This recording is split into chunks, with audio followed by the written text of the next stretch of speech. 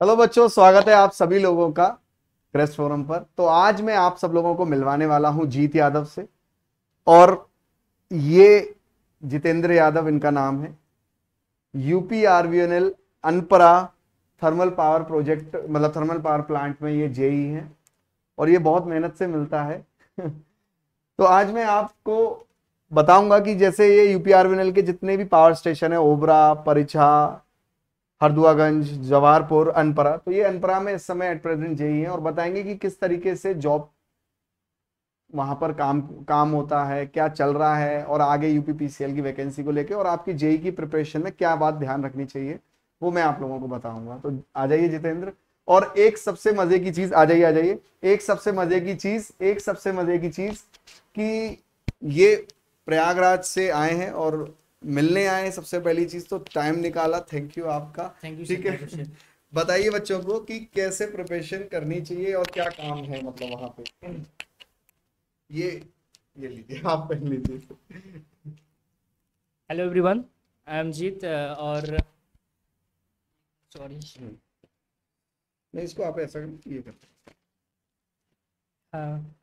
जैसा कि सर ने आप सभी को बता दिया होगा, मैं ऐसे जेई अनपरा पावर हाउस पे पोस्टेड हूँ। और जो यूपीआरबीएनएल का वर्क और ईपीपीसीएल में जो है सेम ही डिपार्टमेंट है, बस थोड़ा सा अलग हो गया 2000 के करीब। इसका चलते वर्कलोड के चलते उसको अलग कर दिया गया। लेकिन अभी फ़िलहाल जो भी ऊपर चेयरमैन है, चाहे ये अभी कार्य एक ही शक्ति भवन लखनऊ से ही होता है। तो कुछ सर से मैं आप सभी से इंट्रोडक्शन देना चाहूँगा ये यूपीआरबीएल का। और यही है कि आप यूपीआरबीएल में आने से मतलब स्वागत है आपका। आप आते हैं तो यहाँ पे आप सभी को कह सकते हैं कि सुकून वाली और जॉब यही कहलाती है। आपको 8 घंटे ड्यूटी करनी होती है। जनरल में है तो कोई दिक्कत नहीं और मज़े हैं, बट शिफ्ट है तो शिफ्ट के बाद आप कोई पूछने वाला नहीं हो। वहाँ पे शिफ्ट करो और आपके पास अपने क्वार्टर पे आओ तो वहाँ पे आपको कोई पूछने वाला नहीं है। आपके ऊपर मतलब शिफ्ट के बाद आपको वही लगेगा कि हाँ, मैं सुकून से कोई मुझे मेरे वो वर्क नहीं है। और जो वर्क होता है वहाँ का, वही आप लोग पता है जनरेशन है। लेकिन हमारी ब्रांच इलेक्ट्रिकल थी, तो इलेक्ट्रिकल वालों को सीसीआर मिल सकता है या छोटे सब स्टेशन मिल सकते हैं। तो मुझे अभी 33/11 का पावर हाउस मिला है और उसी को मेंटेनेंस और संभालना होता है कॉलोनी मेंटेनेंस में। और जो भी है फीडर समस्याएं होती है या जेई हो गए, एसडीओ हो गए, एक्सीएन हो गए, उन और सीजीएम हो गए, जीएम, उनके आवासों को मेंटेनेंस कराना। पूरे कॉलोनी की मतलब लगभग मान सकते हैं अनपरा पावर हाउस जो है सबसे बड़ी बड़ी कॉलोनी है, 26 से 30 मेगा वाट की। तो वहाँ पे वही मेंटेनेंस करना पड़ता है। वही कुछ बच्चे बोल रहे थे हमसे कि सर आप ये बताइए कि हाँ पीसीएल भी ज्वाइन किया जाए। तो मेरा पीसीएल में सिलेक्शन हुआ था, 9 जून का मेरा डीबीओ भी हुआ था, लेकिन 25 मई 2022 को मैंने ज्वाइन कर लिया था। तो और कुछ नहीं बच्चों, आप सब वही डेडिकेशन करना चाहिए, डेडिकेशन में रहना चाहिए। बाकी सब तो वही है। मैं भी 2 बार पीसीएल डीबी करा के हट गया था।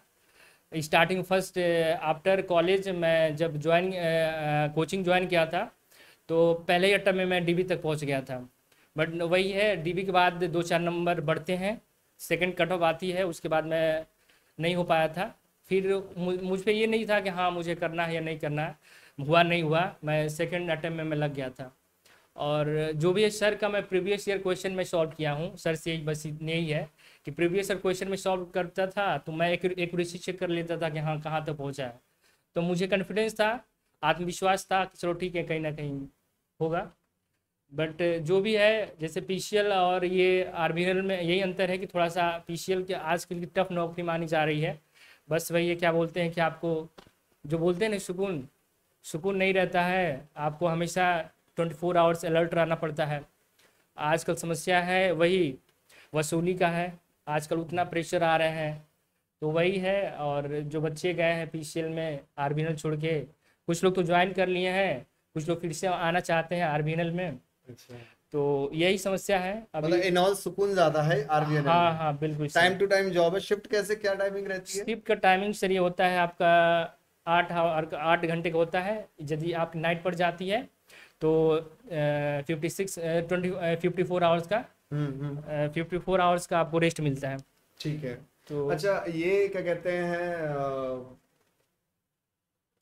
प्रिपरेशन में यूपी पीसीएल और यूपी आरबीएनएल के लिए सेम ही आपने करनी है? हाँ, है कि सेम कोई एक अलग ही तो है। इसमें है नहीं है कि? पेपर पैटर्न सब एक ही है, आयोग एक ही सेट करता है। बिल्कुल। अब तो पूरा यूपीपीसीएल ही कराएगा, उसको हैंड ओवर कर दिया गया है।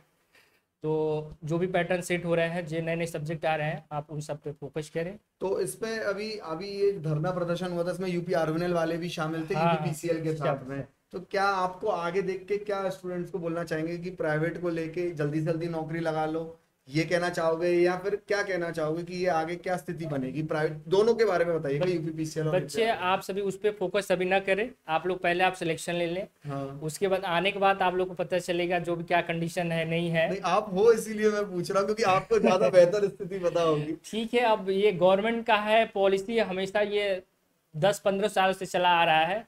होता है नहीं होता है, कुछ होता है, कुछ डिपार्टमेंट होते हैं, कुछ नहीं होते हैं। अभी नोएडा और गाजियाबाद का चल रहा है, रोज नए नए नोटिस निकलते हैं, ये निकलते हैं। लेकिन आप लोग अपना उस पर फोकस करेंगे तो आप लोग सेलेक्ट नहीं हो पाएंगे। तो सिलेक्शन मतलब आप अभी जो एग्जाम आ रहे हैं उस पर फोकस करो, पेपर निकालो, हाँ खत्म हाँ करो, हाँ, नेतागिरी में मत फंसो। बिल्कुल नहीं। ये सर आप लोग का काम ही नहीं है ना, आप लोग के चाहने से कुछ होगा कुछ नहीं होगा, होगा, हाँ। है ना।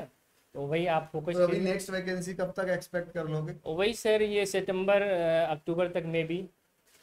अच्छा अभी अच्छा। नए नए पावर हाउस बनने वाले हैं 800 मेगावाट के, तो नए निकुरान यूपीआरएल में भी आपकी रियल पॉसिबल। मोटिवेशन क्या थी, पैसा था या डिपार्टमेंट था? नहीं सर, ये मेरा डिपार्टमेंट इलेक्ट्रिकल में आने का मतलब यही था कि हाँ मुझे ऐसे जेई बिजली विभाग में रहना है, बस यही था अच्छा, सर। एज अ जेई बिजली विभाग में रहना है। हाँ, और कितनी तक सैलरी लगभग मिल जाती है? वही आप पीसीएल और ये आरबीएल के दोनों 4600 ग्रेड पे है। तो अप्रोक्स आपको डीए भी थोड़ा सा आ गया है अब तो मान के अप्रोक्स 60-62 के आसपास आपको ओवरऑल से 63 इतना सैलरी मिल जाती है। हाँ। तो बच्चे प्रिपरेशन में लगे रहिए, और थोड़ा सा ये और बताइए कि मतलब जब नहीं होता है, क्योंकि आपने बताया कि आपका नहीं भी हुआ था, जी जी। तब कैसे अपने आप को डील करना है? अब देखिए, आप लोग रिस्क लेना पड़ेगा। देखिए आप ये है ना, लाइफ है तो रिस्क लीजिए आप लोग, ठीक है ना। बिना रिस्क के कुछ है नहीं। आप ये सोच के चलिए कि हाँ मेरे को बनना है तो बनना है, बात खत्म हो गया। इससे ऊपर क्या सोचना है, मुझे मेहनत करनी है ना।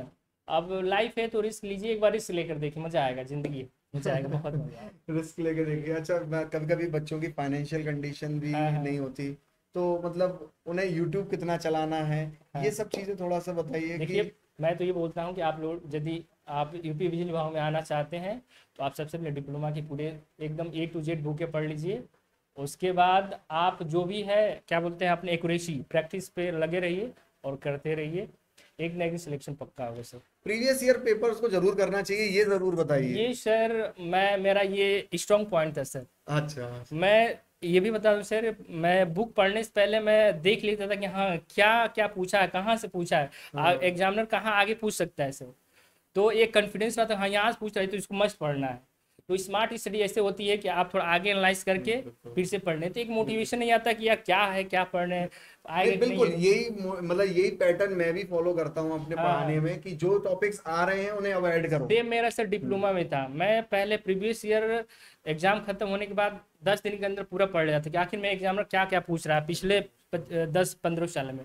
उसी के अकॉर्डिंग सर 15 दिन में पहले खुद मैं सिलेबस कंप्लीट कर लेता था। अच्छा। तो यही था सर। बाकी सब एक्यूरेसी आप लोग बना रहे हैं, कंटिन्यूटी मस्ट है। आप लोग को पता भी नहीं होगा, आप लोग सिलेक्शन एक दिन मतलब कंप्लीट हो, मतलब आप लोग प्रिपरेशन कंप्लीट हो जाएगी तो पता भी नहीं होगा कब सिलेक्शन हो गया। वही है, अब डिफिकल्टी या चाहे ये जो भी है अपने अपने अकॉर्डिंग देखते रहिएगा। आप और बेसिकली कहाँ से बिलोंग करते हैं और कैसे आज, मतलब एक मैं आपको बात बता दूं, कहते तो बहुत लोग हैं कि सर हम आएंगे तो मिलेंगे, बट आपने टाइम निकाला है, थैंक यू। है ना, आपने जेन्युइनली टाइम निकाला है। मतलब इनफैक्ट सेलेक्ट होने के बाद तो काफी हद तक चीजें बदल जाती हैं कि बच्चों को लगता है ठीक है यार, कौन ही जाए कौन ही करे करके, बट ठीक है आपने टाइम निकाला, उसके लिए थैंक यू। Thank you. और लास्ट बात ये बताइए बच्चों को कि ये जो नए सब्जेक्ट आ रहे हैं ये कैसे डील करना चाहिए, मतलब प्रीवियस ईयर पेपर के अकॉर्डिंग एक तो पता होना चाहिए कि किस किस हाँ एरिया से डील करना है। बच्चों, आप देखो, आप नए नए जो सब्जेक्ट आ रहे हैं आप लोग पूरा पढ़ के आप एग्जाम नहीं क्लियर करो। मैं ये भी बता जा सकता है, जितने लोग सिलेक्ट होते हैं उनको नए सब्जेक्ट आते भी नहीं है। मैं बता दूं कि आप सोचो कि नए सब्जेक्ट पढ़ के बस सिलेक्शन होगा, इससे नहीं होगा। आप लोग उतना ही पढ़ना है, बस क्या बोलते हैं कि जो कंपटीशन बच्चों का उसमें रहना है, ये नहीं कि आपको उसमें पूरा एकदम पीएचडी कर लेनी है नए सब्जेक्ट में, वो बिल्कुल नहीं करनी है। और प्रीवियस रिकॉर्डिंग देखें क्या क्या है, जैसे पीएलसी, स्केडा, माइक्रोकंट्रोलर, प्रोसेसर, मैटलैब, ये सब आते हैं, उसको एक लिमिट में पढ़ना है, क्योंकि आप उसमें कितना भी पढ़ लोगे कहाँ से क्वेश्चन है कुछ पता नहीं चलेगा। अपना जो basic concept, power system, electrical machine, जो भी है अदर सब्जेक्ट, इलेक्ट्रॉनिक्स, उस पर कमांड हमेशा रहनी चाहिए। तो आप कब से जुड़े हो मेरे से? सर आपका पहले आप किसी और कोचिंग में थे सर, सिविक सर, तो उस समय था तो देखता था, फिर उसके बाद आपने अलग कुछ चैलेंज कर लिया, तो सर यही हेल्प मिला है सर। प्रीवियस ईयर मैं सॉल्व करता था, तो वही। नहीं बिल्कुल, क्या कहते हैं, मैं ये भी नहीं कहूंगा कि नहीं पूरा आप मुझसे पढ़े हैं, बट अच्छा एक चीज बताइए, ये यूट्यूब पे डील कैसे करना है? मतलब बहुत आपको पता है इस समय तो मतलब बच्चा इस बात पे कंफ्यूज है कि मैं कहाँ रुकूं। अच्छा नहीं, यूट्यूब देखिए एक लिमिट में, ऑनलाइन सिर्फ एक लिमिट में होनी चाहिए आप सबकी, ये नहीं कि आप पूरा ऑनलाइन पढ़ रहे हैं, इससे भी आप नहीं, आप पढ़ने से ज़्यादा लिखने में फोकस करें, ठीक है ना। लिखिए कम से कम 15-20 पेज तो रोज आप भरिए कम से कम। हाँ, उसमें समझो कि आप 10-8 पेज तो आपको आएंगे ही, आप पढ़ लो कितना भी पढ़ लो, जब तक आप उसको लिखोगे नहीं हैंड से। तो कैसे चूज करना चाहिए? मतलब यूट्यूब पे बच्चे बहुत कंफ्यूज रहते हैं, यार यहाँ भी चल रहा है क्लास, यहाँ भी चल रहा है, एक चीज को क्या बार बार अलग टीचर से करना चाहिए? बिल्कुल नहीं, आप एक फोकस करिए, आप अपने बिलीव रखिए ना, मैं कर सकता, आई कैन डू इट। क्यों आप परेशान हो? जहाँ 10 लोग पास जाओगे, अलग अलग कंसेप्ट, अलग, अभी केबीएल केसीएल अलग अलग लोग से बताते हैं, आप एक टीचर से रहो, जितने भी नोडल एनालिसिस चाहिए होगे, अलग अलग मेथड, अलग कोचिंग पढ़ाई जाती है। बिल्कुल। तो अपना एक बेस बनाओ और एक से जुड़े रहे, सिलेक्शन पक्का। बट प्रीवियस ईयर पेपर जरूर लगाओ, ये तो मैं खुद भी आप लोगों से कहूंगा कि प्रीवियस ईयर, और मैं खुद भी करवाता हूँ इसीलिए सॉल्व, कि प्रीवियस ईयर आने चाहिए। खासकर मैं कहूंगा कि यूपीपीसीएल और यूपी आरवीएनएल में अगर सक्सीड होना है तो 2021 का पेपर जरूर सॉल्व करिएगा। 2021 का खासकर बोल रहा हूं मैं, 22 का पहले 21 लगाइएगा, फिर 22 लगाइएगा, क्योंकि सबसे पहले वहीं पे आए थे सब्जेक्ट। बिल्कुल। ठीक है, तो चलिए फाइनल, ठीक है, थैंक यू बेटा, क्या कहते हैं आपका आने का, थैंक यू। ठीक है, और बाकी अगर कोई भी प्रॉब्लम हो कमेंट बॉक्स में बताइएगा। ठीक है, थैंक यू।